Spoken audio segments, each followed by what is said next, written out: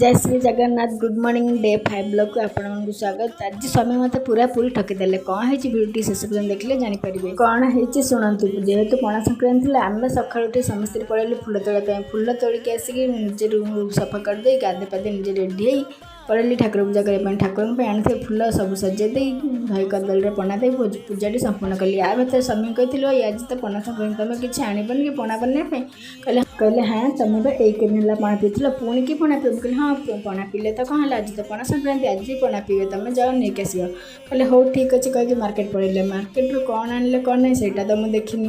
तापर मु रूम रे पूजा सारी रेडी पड़ेली मंदिर को मंदिर पूजा सारी आसी देखे तो एमती कौन बनने थी मुझे कहली अरे एमती कौन बन दीचे पणा ना हाँ यहाँ तो पणा बन मुझे कहली हाँ पणार लंका और धनिया पत्र भाषुची कहले हाँ आज यहाँ तो आज स्पेशल पणा दही मजिटा करके थोई देते तो शेष में आमको सहीटा ही पीवा पड़ा एमती आमको मन दुखरे सीना पीली हेले दही मजिकाटी बहुत टेस्टी होता। ब्रेकफास्ट चूड़ा कदली खाई से पड़े थी ऑफिस पड़े मो कम सांग मैंने आप वीडियो एत पर्यटन देखले हेले एपर्यंत सब्सक्राइब करना प्लीज सांग मैंने चैनल को सब्सक्राइब कर दिंतु वीडियो को लाइक कर दिंतु।